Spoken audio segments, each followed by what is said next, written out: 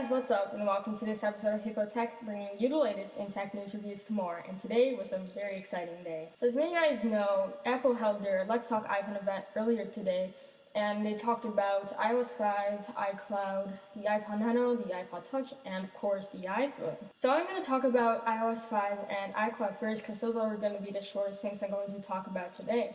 So iCloud is going to be released with all the features you saw earlier, maybe in June, I believe it was, that Apple showed. So all the cool apps like iMessage and reminders and the new notification center are all going to be available on release day.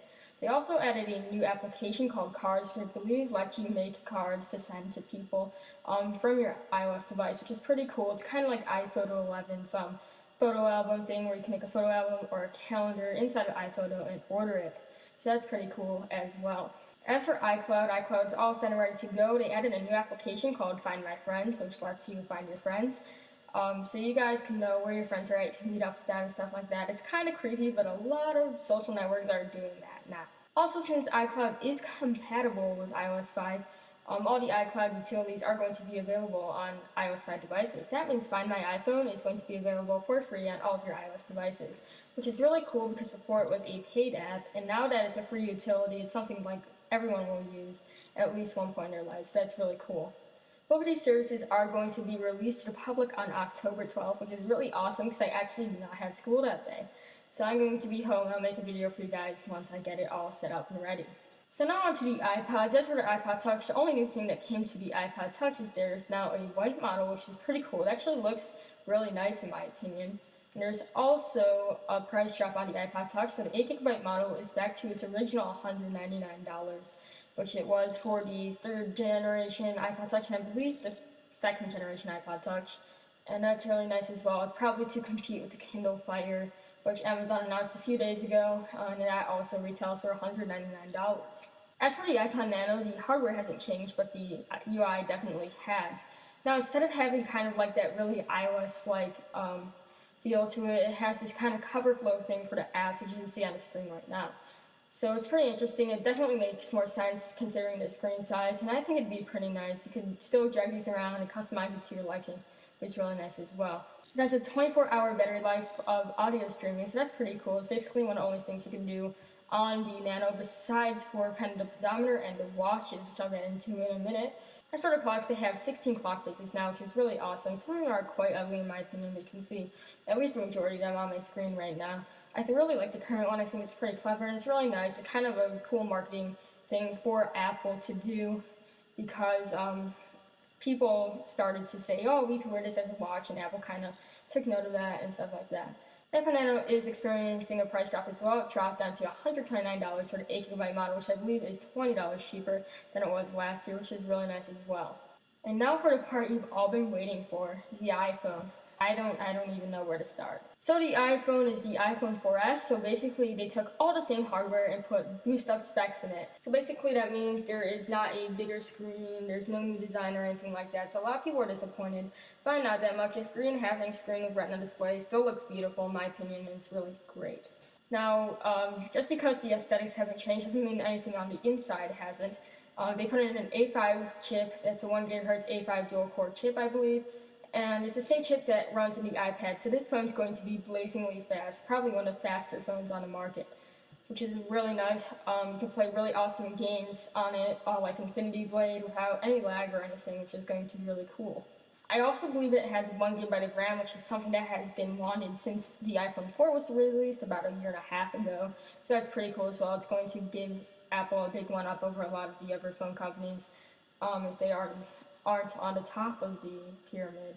The cameras, I believe the front-facing camera remain the same, but the back-facing camera is completely loaded. It has an 8-megapixel sensor, and it also records a 1080p video, so you'll definitely be seeing a lot of YouTubers using this without a problem, really, on YouTube. The antenna system is totally different now, which is great because you probably won't have an antenna gate anymore with the iPhone 4S, which is something that really brought the iPhone down and people were upset about. So Apple, that was probably something obvious you should have changed, but good job changing it anyway. It runs on HSDPA 4G speed, so that's really cool. And you're going to get blazingly fast speeds. I believe 4G was something a lot of people weren't sure that Apple was going to add but that's something that did show up and a lot of people are very happy about. Something else that's really cool is AirPlay mirroring. And Apple is now headed support for AirPlay mirroring at up to 720p resolution. That's really cool as well. So no more wires or anything like that. You can still get pretty good quality out of your videos and stuff like that. And of course, the iPhone 5 is going to be coming shipped with iOS 5, and it's going to be really cool. Now, the last thing I'm going to talk about today is Siri. Siri is Apple's new intelligent assistant for the iPhone. I'm not sure if it's part of iOS 5 or not, because they've only really advertised it towards the iPhone, but it's still really cool. Basically, Siri understands what you say. It's a text-to-speech type thing, but it actually it's not really text-to-speech. It's kind of like, so basically you can control your phone with your voice. You can ask it questions and everything, and your phone will respond to you. So you can ask it where's the nearest restaurant, and it'll tell you restaurants that you are close to, and that's really cool as well. You can tell it to remind you to do something, so I can be like, remind me that I have a test on, whatever, and it will tell you, it will make a new reminders, little note thing, and it will tell you that you have a test tomorrow or something like that. It also has kind of a text-to-speech type thing, or speech-to-text rather, where you can say something into your phone and it will text it to someone in response, so that's really cool as well. So basically, Siri is going to be very big. It's going to be very cool to test out and stuff. The UI is beautiful in my opinion, and it's going to be something that's definitely going to give Apple a one-up over a lot of other companies. I know that Android did have a lot of programs just like this one, but they don't work very well. So the iPhone 4S is available for pre-order come this Friday, October 7th. It's also going to start at 8 a.m. on October 14th, so you'll be seeing people lining up the night before for their iPhone 4S. Even though it was a disappointment for a lot of people, I don't believe Apple will be making as much sales on the iPhone 4S as they did on the iPhone 4S. It's nothing drastically different. The only thing you'll see new is basically things in the software. Still nice, but not what people were actually looking forward to. The iPhone 4S is also coming in black and white on launch day, and it's going to start at around $199 for the 16GB model. It's going to be coming in 16, 32, and 64GB models. The 64, I believe, is a new edition, and that's going to be really cool. So, thanks for watching this episode of Hip Hop Tech. That's about all I had to say on the Apple event today. And be sure to comment, like this video. Are you going to buy the iPhone 4S if your contract's up? Are you going to buy your first phone? What have you? Just leave a comment down below. And be sure to subscribe for more updates. So thanks for watching, and I'll see you in my next video. Peace.